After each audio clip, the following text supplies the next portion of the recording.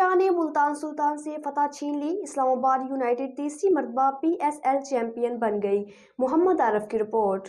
National stadium Karachi میں کھیلے جا رہے ٹورنامنٹ کے فائنل میں ملتان سلطانز کے کپتان محمد رضوان نے ٹاس جیت کر پہلے بیٹنگ کا فیصلہ کیا۔ ملتان سلطان کی جانب سے عثمان خان 57 رنز بنا کر نمایاں رہے۔ محمد رضوان نے 26 رنز اسکور کیے۔ افتخار احمد نے 32 رنز کی ناقابل شکست جارحانہ اننگز کھیلی۔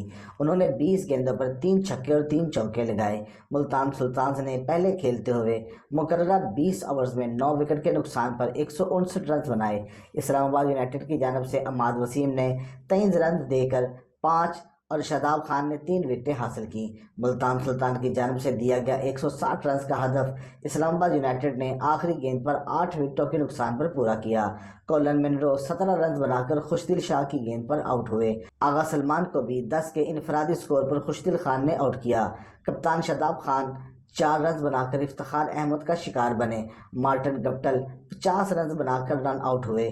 اعظم خان 30 رنز بنا کر اسامہ میر کا شکار بنے۔ حیدر علی 5 رنز بنا کر ویلے کی گیند پر آؤٹ ہوئے۔ فہیم اشرف کو افتخار احمد نے آؤٹ کیا، وہ صرف ایک ہی رن بنا سکے۔ نسیم شاہ 18 رنز بنا کر محمد علی کی گیند پر آؤٹ ہوئے، جبکہ عماد وسیم 19 اور حنین شاہ 1 رنز بنا کر ناٹ آؤٹ رہے۔ فائنل کے موقع پر سیکیورٹی کے سخت ترین انتظامات، جبکہ اسٹیڈیم کے اطراف شاہراہوں اور سڑکوں پر ٹریفک کو رواں دواں رکھنے کے لیے مربوط پلاننگ کی گئی ہے۔